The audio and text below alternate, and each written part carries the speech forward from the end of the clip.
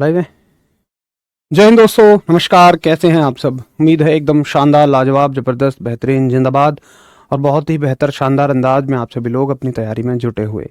आशा करता हूं बहुत अच्छे तरीके से आप सभी अपनी पूरी तैयारी को लेकर चल रहे होंगे और आशा करता हूं कि बड़ी ही मेहनत के साथ आप सभी जितना पढ़ते होंगे उसका रिवीजन भी सोने से पहले जरूर करते होंगे और आपको करना भी चाहिए। तो स्वागत है आप सभी का आपके अपने परिवार रोजगार विद अंकित में। कल की क्लास से हमेशा की तरह एक क्वेश्चन और फिर हम लोग आगे बढ़ जाएंगे।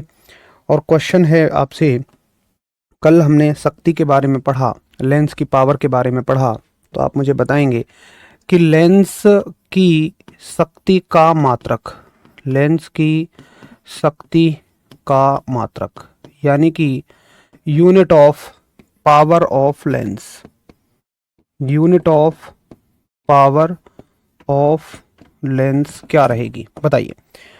इसका आंसर करेंगे और फिर हम लोग आज की क्लास पे चल जाएंगे, आगे की कहानी को हम शुरू कर देंगे। और आज आपका ऑप्टिक्स जो कि काफ़ी दिनों से चल रहा है, एक महत्वपूर्ण चैप्टर भी है। काफ़ी दिनों चलने का रीज़न यही है कि हमने हर एक बात को बड़ा समझ समझ के सीखा है, हर एक पॉइंट को हमने अच्छे से कवर किया है। ये आज ख़त्म हो जाएगा, जिसमें आज हम पढ़ेंगे प्रकाशिक घटनाएं। प्रकाशिक घटनाएं तो चल ही रही हैं, बाकी बची हुई घटनाएं पढ़ेंगे। एक बार इसका आंसर करेंगे और फिर हम लोग आगे बढ़ जाएंगे। सभी को गुड इवनिंग, नमस्कार, आदाब, सत श्री अकाल, जय श्री राम, राधे राधे। बोर्ड का टाइम, अरे यार ये बोर्ड के टाइम की परवाह मत किया करो। पता है मैं कई बार बताया मैंने, इंटरनेट होता है इसमें तो ये सही दिखाएगा, नहीं तो नहीं दिखाएगा। आपने देखा भी है कई बार जब मैं क्लास में डायग्राम्स दिखाने की कोशिश करता हूँ, इंटरनेट होता ही नहीं है। इसका आंसर करेंगे सभी लोग और फिर हम लोग आगे बढ़ेंगे।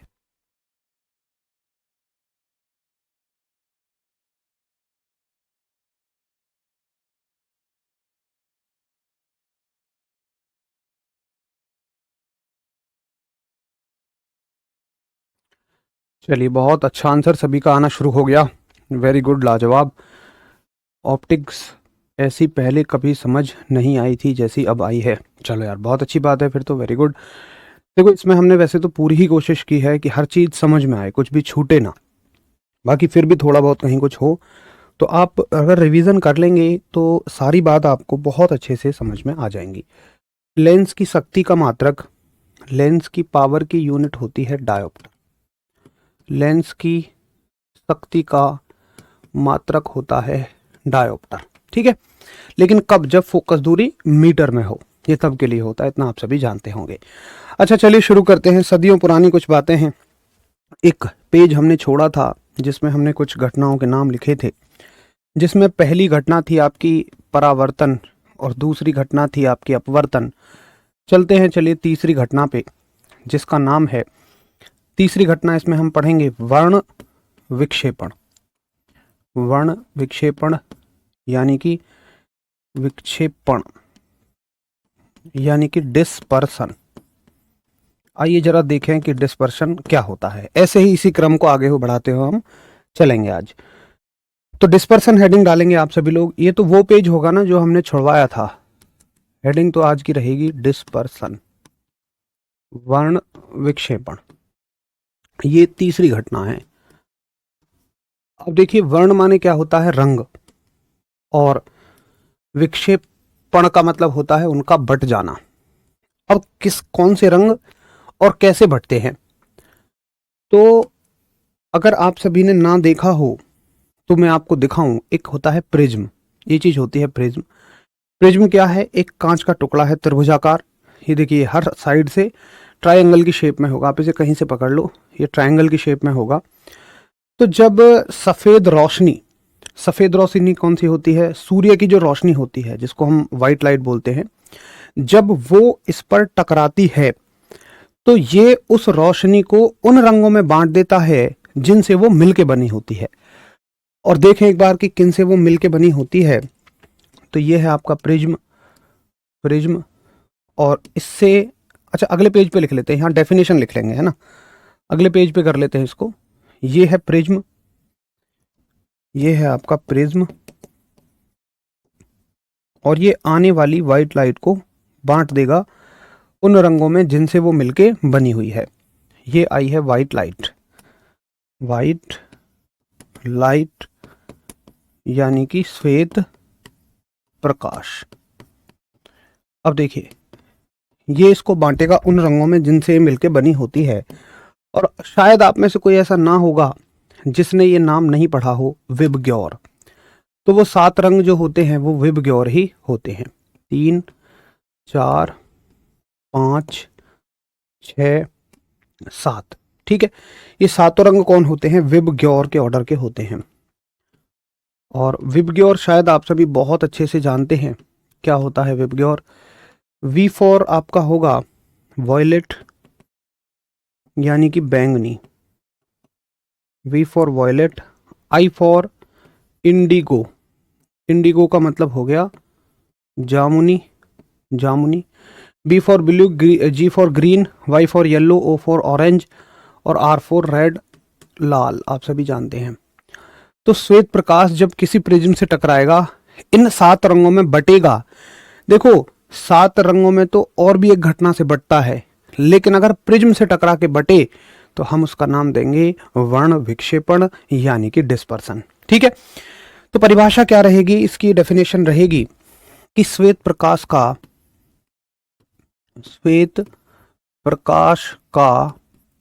प्रिज्म से टकराकर, श्वेत प्रकाश का प्रिज्म से टकराकर 7 रंगों में बट जाना, 7 रंगों में बट जाना,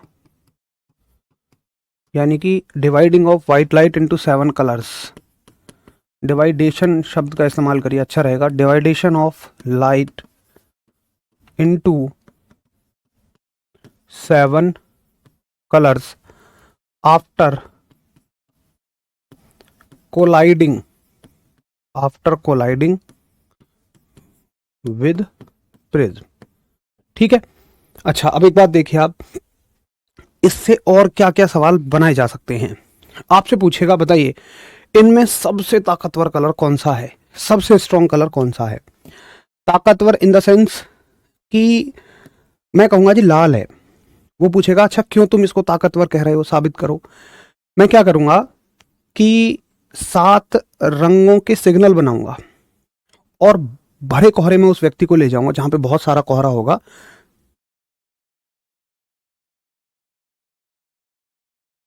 सॉरी, बहुत सारा कोहरा जहां पे होगा और उसको 100 मीटर दूर खड़ा करूंगा, तो वो पाएगा कि केवल लाल रंग ही ऐसा है सारे सिग्नल में, सारे 7 रंग के सिग्नलों में लाल रंग ही ऐसा है जो कोहरे को चीरता हुआ उसके पास तक आ गया है। बाकी सारे रंगों ने वहीं दम तोड़ दिया। तो सबसे स्ट्रॉन्ग कलर इसमें होता है रेड, यानी कि लाल। सवाल आएगा कि सबसे ज्यादा दूरी कौन तय करके आया था, तो आप कहेंगे जी तरंग दैर्घ्य उसकी सबसे ज्यादा होगी। जो सबसे ज्यादा लेंथ ट्रेवल करके आया होगा उसकी वेवलेंथ सबसे ज्यादा होगी। तो लाल रंग की जो तरंग दैर्घ्य होती है वो सबसे ज्यादा होती है। ठीक है, ये कैसी होती है? मैक्सिमम।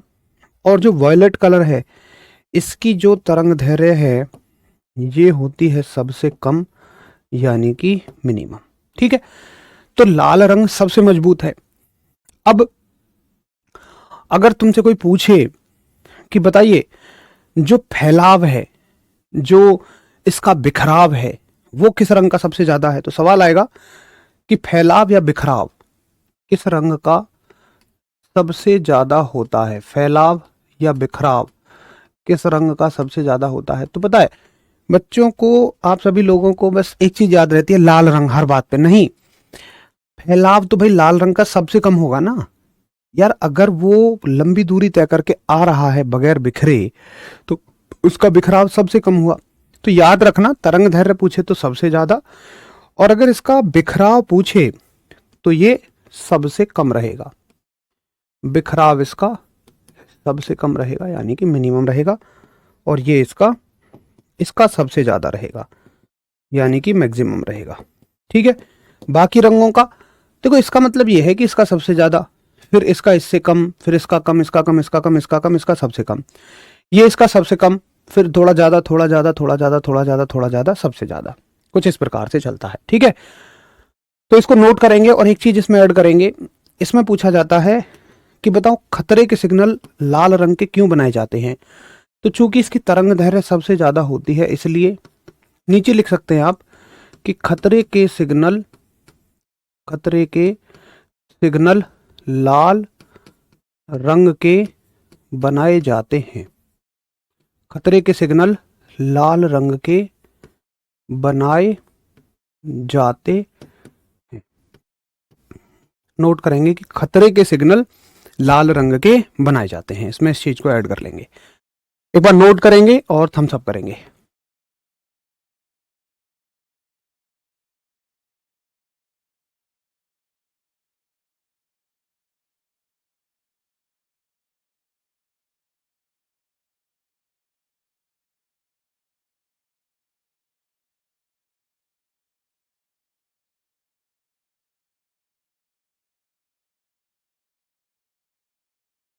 सर क्या आपका पहले एग्जाम में ही सिलेक्शन हो गया था? अरे यार कैसी बात कर रहे हो। मुझे नहीं लगता कि किसी का भी पहले एग्जाम में सिलेक्शन होता होगा। 100% कह रहा हूं मैं इस बात को। कोई भी ऐसा है ही नहीं कि जो पहले एग्जाम में सफल हो जाए। इसके पीछे बहुत सारे कारण होते हैं। दरअसल कॉम्पिटिटिव एग्जाम निकालना ना पढ़ने लिखने से ज़्यादा कुछ समझदारी का खेल है। और वो समझदारी ना किताबों से पढ़ी जा सकती है, ना अध्यापकों से सीखी जा सकती है। वो समझदारी आती है आपको जब आप बार बार ठोकर खाते हैं, बार बार फेल होते हैं, अपने अंदर परिवर्तन करते हैं, अपने अंदर सुधार करते हैं। वो समझदारी आपको आती है। समझदारी इन द सेंस मैं कह रहा हूँ कि हम सब लोग रिवीजन से लगातार बचते हैं जब तैयारी की शुरुआती अवस्था में होते हैं, और बाद में हम यही बात समझते हैं कि रिवीजन के बगैर कुछ नहीं। शुरुआत में मॉक टेस्ट हमें दुश्मन लगते हैं, लेकिन लास्ट में आते आते हम समझ जाते हैं कि मॉक टेस्ट के बगैर तो सिलेक्शन है ही नहीं। शुरुआत में हमें किसी एक सब्जेक्ट से ज़्यादा मोह रहता है और किसी एक सब्जेक्ट से दुश्मनी, और बाद में जब तक हम उस सब्जेक्ट को भी उतना ही स्ट्रांग नहीं बना लेते तब तक हम सेलेक्ट नहीं होते। इन समझदारियों की मैं बात कर रहा हूँ। तो मैंने तकरीबन तकरीबन कुछ भी नहीं तो 100 एग्ज़ाम्स तो दे ही लिए होंगे। 100 एग्ज़ाम्स करीब मैंने दिए होंगे। काफ़ी कुछ देखा तब जाके इस मुकाम तक पहुंचा। तो मैंने अब्दुल कलाम जी की एक बुक पढ़ी, wings of fire. Wings of fire में एक बात मुझे बड़ी प्यारी लगी। उन्होंने कहा कि दरअसल कोई भी सफलता अकेली नहीं होती है, वो बनी होती है बहुत सारी छोटी छोटी असफलताओं से। तो जब तक आप असफल नहीं होते तब तक आप सफल भी नहीं हो सकते। ये बिल्कुल फैक्ट है। ठीक है, इतना नोट हो गया। चलो आगे चलें। ये इसकी परिभाषा हो गई और ये हो गया। अब देखो इसमें एक चीज पूछी जाएगी आपसे कि इसके अनुप्रयोग बताओ। अनुप्रयोग का मतलब क्या होता है कि प्रकृति की कोई घटना क्या इससे समझी जा सकती है? तो मैं कहूंगा बिल्कुल। कौन सी घटना समझी जा सकती है? मेरा आंसर होगा इंद्रधनुष का बनना। इंद्रधनुष का बनना यानी कि फॉर्मेशन ऑफ रेनबो। रेनबो इसी घटना के कारण बनता है। भैया कैसे बनता है? देखो, जब बारिश हो जाती है तो बारिश का मतलब क्या है कि मोटी मोटी जो बूंदें थी वो तो नीचे आ गई, लेकिन जो हल्की हल्की बूंदें थी जो इतनी भारी नहीं थी कि नीचे आ सके, वो ऊपर ही रह जाती हैं। तो ये हवा में है हल्की हल्की बारिश की बूंदें, जिनको हम मॉइस्चर बोलते हैं। तो होता क्या है कि जब ये मॉइस्चर इसमें जाएगा, पहले अपवर्तित होगा, रिफ्रैक्टेड होगा, पहले होगा रिफ्रैक्टेड, फिर होगा पूर्ण आंतरिक परावर्तित, उसके बाद ये यहां से 7 रंगों में बढ़ जाता है। ठीक है, तो डेफिनेटली बढ़ तो 7 ही रंगों में रहा है। अब प्रिज्म हो या पानी की बूंद हो, इन दो से टकरा के अगर सफेद रोशनी, व्हाइट लाइट 7 रंगों में बटेगी तो उसको हम वर्ण विक्षेपण कहते हैं। और आपको क्या दिखता है? 7 रंगों का इंद्रधनुष। तो इंद्रधनुष आपने देखा होगा हमेशा बारिश के बाद ही बनता है। वो ऐसा नहीं होगा कि अपने आप अचानक से धूप में बन गया, नहीं। गोल क्यों दिखता है? पृथ्वी की शेप ही ऐसी है, अर्थ की कर्वेचर ही वैसी है ना। तो इंद्रधनुष का बनना इस घटना से समझा जा सकता है, वर्ण विक्षेपण यानी कि डिस्पर्शन। तो बढ़िया तरीके से एक घटना हमारी क्लियर हो गई। आइए अब यहाँ पे इस नंबर को और बढ़ाते हैं। एक चौथी घटना इसमें शामिल करेंगे हम, जिसका नाम है स्कैटरिंग। और स्कैटरिंग बोले तो प्रकीर्णन। ठीक है, तो ये तो शुरू वाला पेज होगा, वहां पे ऐड करिए, और फिर आगे प्रिज्म के बाद हेडिंग डालेंगे स्कैटरिंग। स्कैटरिंग यानी कि प्रकीर्णन।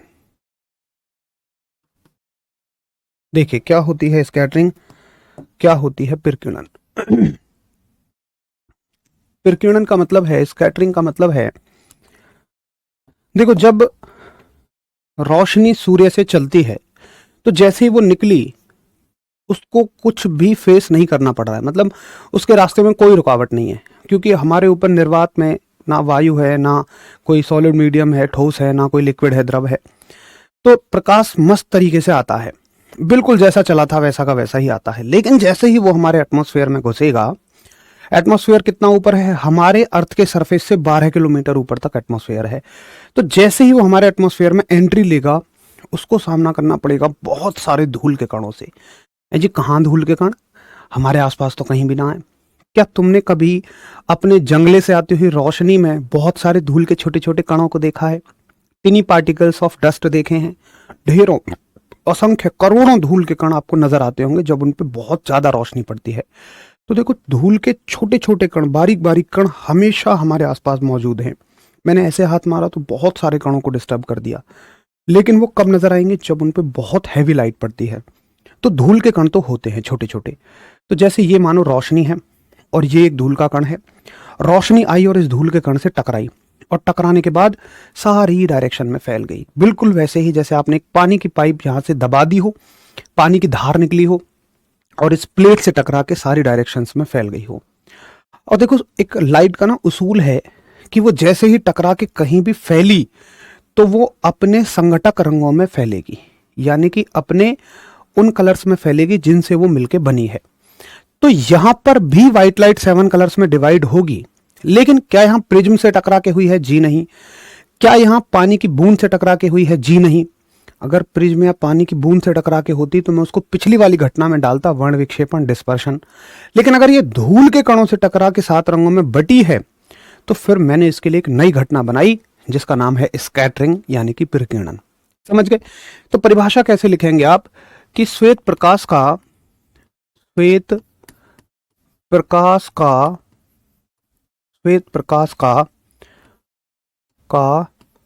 वायुमंडल में उपस्थित, श्वेत प्रकाश का वायुमंडल में उपस्थित धूल आदि के कणों से टकराकर,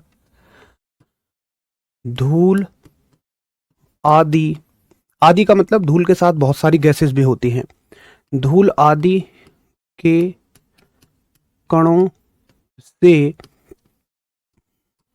टकराकर, श्वेत प्रकाश का वायुमंडल में उपस्थित धूल आदि के कणों से टकराकर सप्त रंगों में बटना। सप्त रंग का मतलब 7 रंगों में, सप्त रंगों में बटना प्रकीर्णन कहलाता है। ठीक है, यानी कि यहां भी लाइट का डिवाइडेशन हो रहा है, dividation of white light into 7 colours after colliding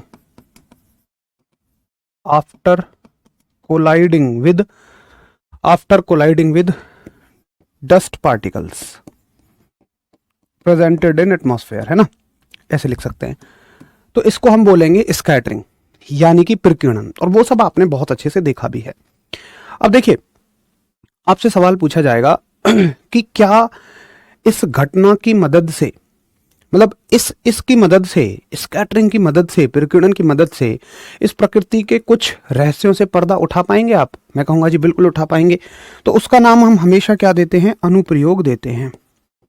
उसका नाम हम हमेशा देते हैं एप्लीकेशन। ठीक है, अब देखते हैं एक बार कि क्या होंगे इसके एप्लीकेशन। नंबर 1, पहले एप्लीकेशन पे चलेंगे। तो मुझे एक बात बताओ कि जब हमने विबग्योर का पैटर्न देखा तो मुझे ये बताओ कि उसमें सबसे कम रंग कौन सा फैला? तो आप कहेंगे कि विबग्योर के पैटर्न में सबसे कम रंग फैला ऊपर वाला, यानी कि रेड कलर। तो जब सूर्य से रोशनी चलेगी और जैसे ही एटमॉस्फेयर में एंट्री लेगी, वायुमंडल में जैसे ही वो प्रवेश करेगी, तो वैसे ही हम पाएंगे कि लाल रंग को छोड़कर बाकी सारे कलर लगभग बिखर चुके हैं। केवल लाल रंग ऐसा है जो नहीं बिखरेगा। तो सूर्य की रोशनी जैसे आ रही है तो सूर्य के आसपास हमें लाल रंग ही नजर आएगा, बाकी सब बिखर जाएंगे। आपने देखा भी होगा कि उगते और छिपते समय सूर्य हमें लाल रंग का नजर पड़ता है, तो वो इस घटना से समझा जा सकता है। उगते व छिपते समय, उगते व छिपते समय सूर्य लाल रंग का, सूर्य लाल रंग का दिखना। उगते व छिपते समय सूर्य लाल रंग का दिखना, यानी कि reddish colour, reddish colour of reddish colour of sun at sunset and sunrise. ठीक है, तो सनसेट और सनराइज के टाइम पे सूरज का कैसा दिखना, लाल रंग का दिखना, इसी घटना का उदाहरण है। बताइए, आपको क्लियर है? ठीक है, अच्छा। अब उसके बाद देखिए, एक दूसरी घटना भी इससे समझी जाती है, लेकिन उसको समझने में थोड़ा सा दिमाग लगेगा। बहुत बढ़िया, समझ में आ गया सर, केवल धूल के कणों से टकराने पर ही इसे स्कैटरिंग कहते हैं। राम बाबू भाई, बिल्कुल, धूल या फिर गैसेस वगैरह जो होंगे एटमॉस्फेयर में, ओवरऑल एटमॉस्फेयर से टकरा के बिखरनी चाहिए, तो हम इसको क्या बोलते हैं? स्कैटरिंग बोलते हैं। ठीक है, आज तक वर्ण विक्षेपण स्कैटरिंग में क्लियर डिफरेंस नहीं पता था, अब समझ आया। चलो, बड़ी अच्छी बात है। चलिए आगे चलें, एक दूसरी घटना को समझने की कोशिश करेंगे। बड़े ध्यान से सुनना। एक बात बताओ कि इन 7 रंगों के बल्ब अगर मैं जलाऊं तो आपको सबसे पहले कौन से रंग का बल्ब नजर आएगा? तो डेफिनेटली हम कहेंगे कि अगर 7 रंग के बल्ब आपकी आंखों के सामने जले हैं तो लाल रंग का बल्ब आपको सबसे पहले नजर आएगा। क्यों? क्योंकि इसकी वेवलेंथ बहुत ज्यादा है, तो हमारी आंखें इसे देखने के लिए सबसे ज्यादा सुग्राही हैं। हमारी आंखें इसे देखने के लिए सबसे ज्यादा सेंसिटिव हैं। ठीक है, अगर वहां लाल रंग का बल्ब ना हो तो डेफिनेटली इनमें से ऑरेंज कलर का बल्ब नजर आएगा आपको। ठीक है, अगर ऑरेंज भी ना हो तो येलो का आएगा, अगर येलो भी ना हो तो ग्रीन का आएगा, और ग्रीन ना हो तो ब्लू कलर का नजर आएगा। मैं क्यों बल्बों को हटाता जा रहा हूं? क्योंकि ऊपर से नीचे की तरफ जब हम आएंगे, ऊपर के कलर जो हैं वो सबसे कम फैलते हैं। अगर मैं एक अध्ययन करूं तुलनात्मक, तो ऊपर के रंग सबसे कम फैलते हैं और नीचे के ये 3 कलर सबसे ज्यादा फैलते हैं। अब इनमें सबसे ज्यादा कौन फैलता है? तो सबसे ज्यादा तो वॉयलेट ही फैलता है, इसमें कोई दो राय नहीं है कि भैया बैंगनी कलर सबसे ज्यादा फैलेगा, और उसके बाद इंडिगो यानी कि जामुनी फैलेगा। उसके बाद कहीं नंबर आता है ब्लू का, नीले का। तो आसमान में अगर हम देखें, सबसे ज्यादा फैला हुआ कौन सा कलर है? वॉयलेट, उसके बाद इंडिगो, फिर नंबर पे है ब्लू। लेकिन हमारी आंखें वॉयलेट और इंडिगो को देखने के लिए सुग्राही नहीं है, क्योंकि उनकी वेवलेंथ बड़ी ही कम है, उनकी तरंग दैर्घ्य बड़ी ही कम है। हमारी आंखें सुग्राही हैं नीले कलर को देखने के लिए। तो बहुत सारी बुक्स में मैंने लोगों को देखा पढ़ाते हुए, लोग कहते हैं कि ब्लू कलर सबसे ज्यादा फैलता है, इसलिए हमें आसमान नीला नीला नजर आता है। लेकिन नहीं, फैलता तो वॉयलेट कलर ही सबसे ज्यादा है, बैंगनी कलर ही सबसे ज्यादा फैलता है। हमारी आंखें नीले रंग को देखने के लिए सबसे ज्यादा सुग्राही होती हैं। हालांकि पेपर में आपसे ये सब नहीं पूछा जाएगा, बस पेपर में तो ये पूछेगा कि बताओ आसमान का नीला दिखना, आसमान का नीला दिखना, blue colour of sky, blue colour of sky, आसमान का नीला दिखना किस घटना का उदाहरण है? तो आप कहेंगे कि स्कैटरिंग का उदाहरण है, ये प्रकीर्णन का उदाहरण है। ठीक है, तो सीधी बातें आपसे एग्जाम में पूछी जाएंगी। बस एग्जाम में पूछेगा कि उगते और छिपते समय सूर्य का लाल रंग का दिखना, reddish colour of sun at sunset and sunrise किसकी वजह से है? तुम टक से आंसर करोगे जी स्कैटरिंग की वजह से है। ये तो बस मैं तुम्हें समझा रहा हूँ कि तुम्हारे दिमाग में ये सवाल उठ सकता है कि भैया बैंगनी कलर सबसे ज़्यादा फैलता है, तो आसमान बैंगनी दिखना चाहिए, वॉयलेट दिखना चाहिए। लेकिन उम्मीद है कि अब आप अच्छे से समझ गए होंगे। तो ये है घटना और ये है उसके अनुप्रयोग। नोट करेंगे सभी, और जब नोट हो जाए तो कृपया करके थम्स अप करेंगे। यार हरीश, तुमने तो बिल्कुल यहाँ शिमला बना दिया सुबह सुबह। क्या चाहते हो भाई मास्टर को? सर प्रैक्टिस सेट कब से होंगे? भाई प्रैक्टिस सेट आपकी ये क्लास ख़त्म हो जाएगी, वैसे तो अब इसमें कुछ ज़्यादा बचा नहीं है। देखो, ऑप्टिक्स हमारा सबसे इम्पोर्टेंट टॉपिक रहा था, वो आज ख़त्म हो जाएगा। थोड़ा बहुत कुछ बचेगा इसमें, एक्स्ट्रा होगा वो। वैसे तो आज की क्लास तक ऑप्टिक्स सफिशिएंट है, बिल्कुल संपूर्ण है, पर एक दो चीज़ें और बचेंगी तो उनको हम नेक्स्ट क्लास में कर लेंगे। और उसके बाद हम लोग चलेंगे मॉडर्न फिजिक्स पे, आधुनिक भौतिकी। हालांकि सिलेबस के हिसाब से तो हमने यहाँ तक कंप्लीट कर लिया ये मानो, लेकिन अगर कुछ एक्स्ट्रा आता है तो 4-6 क्लास लगा के उसको और कंप्लीट कर लेते हैं, जिनमें मॉडर्न फिजिक्स है, आधुनिक भौतिकी है, और आपका एक चैप्टर है सेमीकंडक्टर यानी कि अर्धचालक। तो उनके इंपॉर्टेंट पॉइंट्स को कवर कर लेंगे, फिर ये चैप्टर आपका कवर हो जाएंगे, मतलब पूरी फिजिक्स ओवर हो जाएगी। और उसके बाद देखता हूँ या तो सेम टाइम पे ही प्रैक्टिस सेट शुरू कर लेंगे, उसी टाइम पे ही प्रैक्टिस सेट को स्टार्ट कर लेंगे, या कोई और टाइम होगा उपलब्ध तो उसके बारे में डिस्कस कर लेंगे। नोट हो गया, चलो बहुत बढ़िया। तो ये हो गई आपकी आज की दूसरी घटना और ओवरऑल चौथी घटना। अब चलते हैं पांचवी घटना की तरफ, और जिसका नाम है पांचवी घटना में पढ़ लेते हैं हम एटमॉस्फेरिक रिफ्रैक्शन को। एटमॉस्फेरिक रिफ्रैक्शन यानी कि वायुमंडलीय अपवर्तन। वायुमंडलीय अपवर्तन, एटमॉस्फेरिक रिफ्रैक्शन। आइए जरा एक बार देख लें कि क्या होता है एटमॉस्फेरिक रिफ्रैक्शन। एटमॉस्फेरिक रिफ्रैक्शन, तो हेडिंग डालेंगे एटमॉस्फेरिक रिफ्रैक्शन। वो तो मेन वाला पेज होगा ना जहां पे आपने पहले हेडिंग डाली होगी, वायुमंडलीय अपवर्तन। अब अपवर्तन के बारे में तो हम बहुत अच्छे से जानते ही हैं, बस इसमें किसको ऐड करेंगे, वायुमंडलीय को और ऐड करेंगे, एटमॉस्फेरिक को और ऐड करेंगे, ठीक है।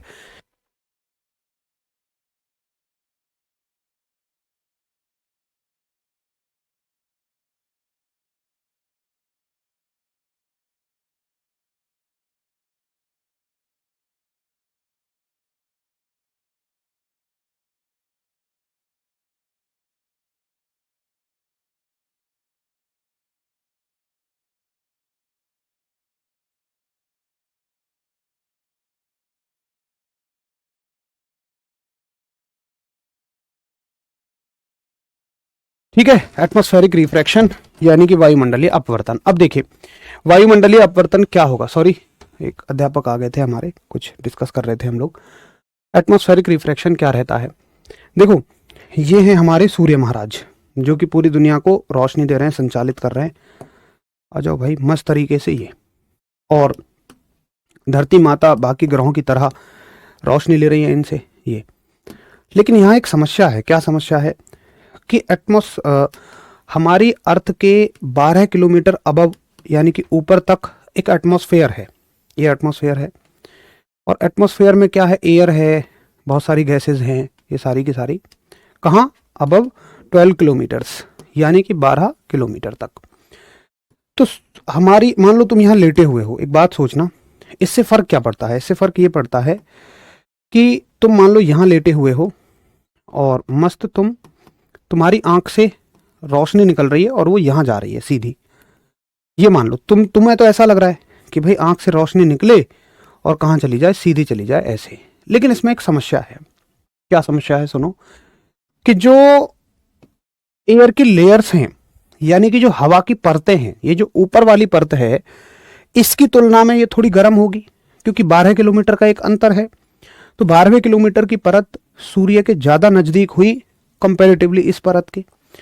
तो ये परत क्या है, थोड़ी गर्म है यानी कि हॉट है, और ये परत क्या है, कोल्ड है यानी कि ठंडी है। तो उसके चलते क्या रहेगा, उसके चलते होता यह है कि देखो गर्म कोई चीज है तो वो हल्की होगी। शहद को तुम गर्म करो तो वो हल्का होना शुरू हो जाएगा। तो गर्म का मतलब है कि ये एक हल्का माध्यम है, यानी कि ये एक विरल माध्यम है, यानी कि ये एक रेरर मीडियम है, ठीक है। और ठंडे का मतलब क्या है कि ये एक सघन माध्यम है, यानी कि ये एक डेंसर मीडियम है। ये क्या है, एक डेंसर मीडियम है, ठीक है। अब समस्या क्या आती है कि जैसे प्रकाश की किरण तुम्हारी आंख से निकली, यहां से प्रकाश की किरण निकली ऐसे, तो इसको क्या मिलेगा, हल्का माध्यम मिलेगा ऊपर। तो ये हल्की सी अपने रास्ते से दूर हटेगी, अविलंब से दूर हटेगी, ठीक है। अब इसको ऊपर का माध्यम और हल्का मिलेगा तो ये अभिलंब से और थोड़ा सा हट जाएगी यहाँ। उसके बाद फिर इसे और हल्का मिलेगा तो ये थोड़ी सी और हट जाएगी और अभिलंब से हट जाएगी। उसके बाद फिर इसे और हल्का मिलेगा तो ये हटते हटते यहां जाएगी।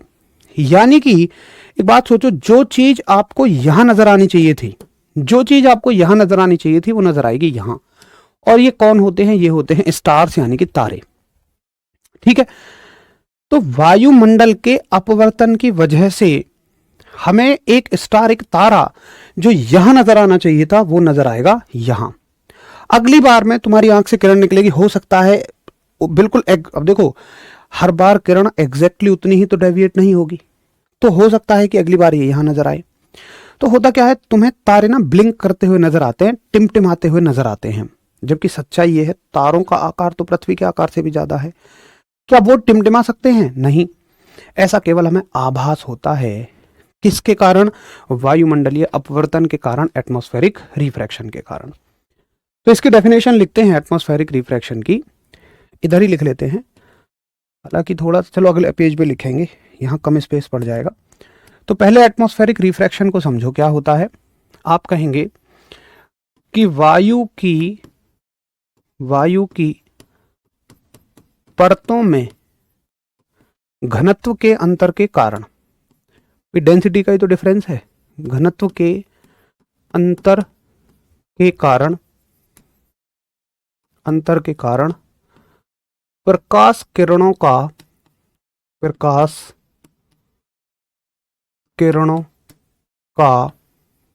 अपने पथ से विचलित होना,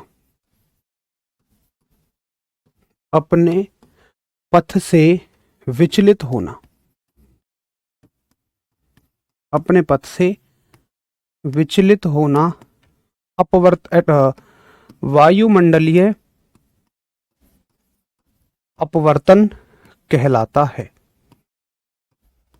वायुमंडलीय अपवर्तन कहलाता है। यानी कि वायुमंडलीय अपवर्तन क्या हुआ? Deviation of light because of density difference of atmospheric air। ठीक है, सवाल आएगा क्या इसकी मदद से इस प्रकृति की किसी घटना को समझा जा सकता है? मैं कहूँगा बिल्कुल समझा जा सकता है, और उसी को तो हम अनुप्रयोग का नाम देते हैं, एप्लीकेशन का नाम देते हैं। और ये क्या है, कौन सी घटना को समझा जा सकता है? तो मैं कहूँगा तारों का टिमटिमाना, तारों का टिमटिमाना, यानी कि blinking of stars, blinking of stars. ठीक है, तारों का टिमटिमाना इसी घटना का उदाहरण है, इसी से समझा जा सकता है। तो हमने शुरू में क्या कहा था कि भौतिकी प्रकृति का अध्ययन है, physics is the study of nature and the natural phenomenas. तो ये प्राकृतिक घटनाएं तो हैं जिनसे हम पर्दा उठा रहे हैं।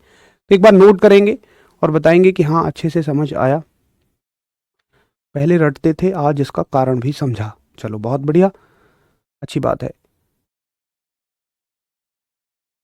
नोट कर लीजिए इसको और फिर हम लोग आगे बढ़ जाएंगे। हल्का सा टेढ़ा हो गया, इसको सीधा कर लेते हैं। आ जाओ भैया और थोड़ा सा ऊपर आ जाओ। ठीक है, अब बढ़िया लग रहा है। तो नोट कर लीजिए और फिर हम लोग आगे बढ़ जाएंगे।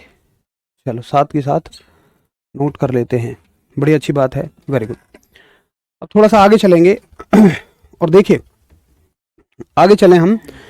एक घटना और होती है, और वो क्या होती है? देखो बिल्कुल सेम रहेगी कि ये है पृथ्वी, ये है पृथ्वी, तुम पृथ्वी के वासी, तुमने एक अच्छी बहू तुम्हें मिले, मतलब एक अच्छी वधू तुम्हें मिले, उसके लिए तुम क्या चाह रहे हो? सूर्य भगवान को जल अर्पित करते हो हर सोमवार व्रत रखने के बाद। तो तुम यहाँ खड़े हुए सूर्य भगवान के निकलने का इंतजार करते हुए, सूर्य भगवान अभी निकले नहीं है, ये तुमने अपने हाथों में लिया हुआ है लोटा।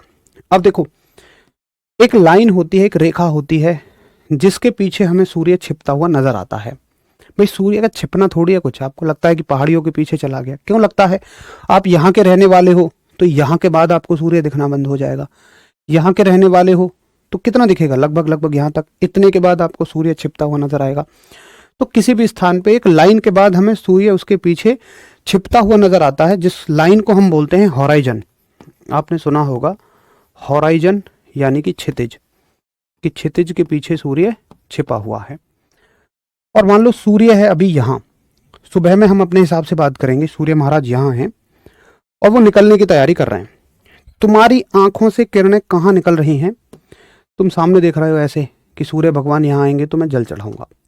लेकिन एक समस्या हो जाएगी यहाँ पे, क्या हो जाएगी? वही हवा की परतें यहाँ पे आ जाएंगी, हवा की परतें।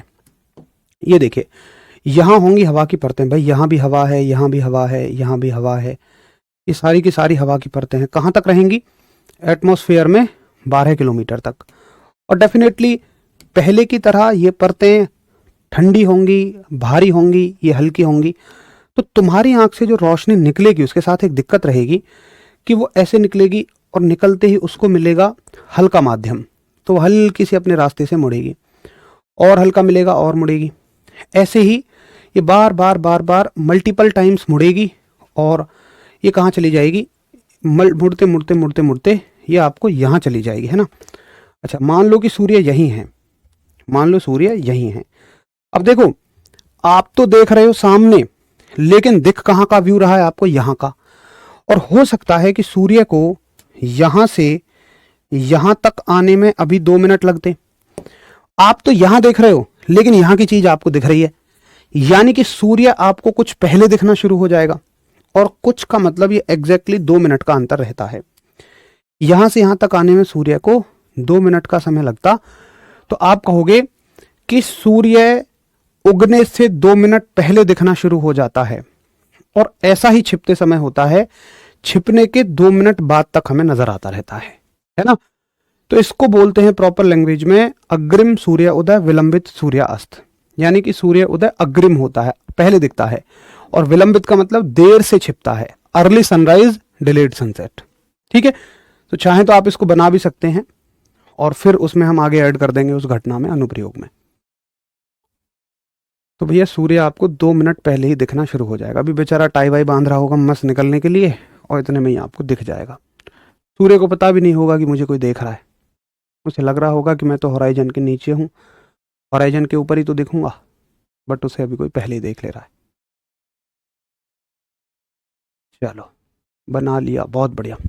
अब थोड़ा देखें तो इसमें दूसरी घटना आप ऐड कर सकते हैं। क्या?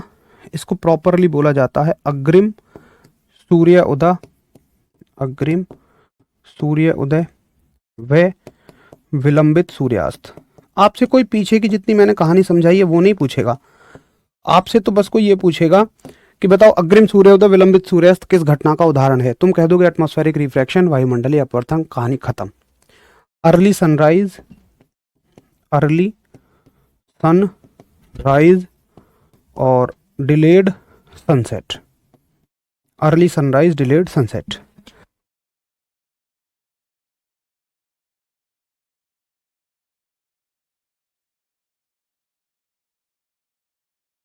ठीक है, अर्ली सनराइज, डिलेड सनसेट, अग्रिम सूर्योदय और विलंबित सूर्यास्त। नोट हो गया? एक बार सभी बताएंगे कि हाँ नोट हो गया है, और फिर हम लोग आगे बढ़ जाएंगे और आज की इसमें लास्ट घटना को कवर करेंगे, जिसका नाम रहेगा पूर्ण आंतरिक परावर्तन, टोटल इंटरनल रिफ्लेक्शन। साथ के साथ नोट करते हैं। चलो फिर तो बड़ी अच्छी बात है। ठीक, तो आगे की घटना डालेंगे उस पेज पे, खाली पेज पे नंबर 6। यहाँ पे शॉर्ट में लिख देता हूँ, है ना, TIR। यहाँ बाद में कंप्लीट कर लेना, यहाँ पे पूरा नाम लिख देता हूँ मैं। TIR का मतलब है total internal reflection, total internal reflection यानी कि पूर्ण आंतरिक परावर्तन, पूर्ण आंतरिक परावर्तन। ठीक है, अच्छा एक काम करते हैं कि वैसे ना अभी एक तो ये इंपॉर्टेंट घटना है, इसके अलावा 3 घटनाएं हैं, व्यतिकरण, विवर्तन यानी कि डायफ्रैक्शन, पोलराइजेशन और इंटरफेरेंस। 3 घटनाएं हैं, वो छोटी छोटी घटनाएं हैं, हालांकि वो हमारे सिलेबस के मद्देनज़र बहुत इंपॉर्टेंट नहीं है, बट फिर भी उनको हम करेंगे अगर उनका नाम सिलेबस में है तो आज 4 कर ली, बाकी की 4 घटनाओं को हम कल कर लेते हैं, जिनमें ये सबसे इंपॉर्टेंट है और बाकी वो 3 इंपॉर्टेंट नहीं है। तो कल ये चैप्टर आपका पूरी तरह से खत्म हो जाएगा और फिर हम लोग मंडे से, क्योंकि कल सैटरडे है, कल सैटरडे संडे है, कल शायद संडे होना चाहिए, तो यानी कि मंडे चलो खत्म कर लेंगे और फिर हम आगे अगले चैप्टर पे स्विच ऑन कर जाएंगे, जो कि बहुत ही इंपॉर्टेंट चैप्टर नहीं है। तो ये मानो कि जब ये घटना कंप्लीट हो चुकी होगी तो हमारा इंपॉर्टेंट तो सारा सब कुछ कंप्लीट हो गया है। अब हम बस उसको कर रहे होंगे जो सिलेबस का पार्ट नहीं है, इंपॉर्टेंट भी नहीं है, बट अपनी सेफर साइड के लिए हम उसको कर लेते हैं, कहीं उसमें से भी कोई क्वेश्चन आ जाए। ठीक है, तो इसको फिर अगली ही क्लास में कंप्लीट करेंगे। इसके साथ और भी घटनाएं रहेंगी, क्योंकि इसमें थोड़ा सा समय लगेगा, फिर वो घटनाएं भी रह जाएंगी, तो सबको साथ में कवर कर लेंगे। तो अगली क्लास में मिलेंगे, तब तक के लिए सभी को नमस्कार, धन्यवाद, जय हिंद।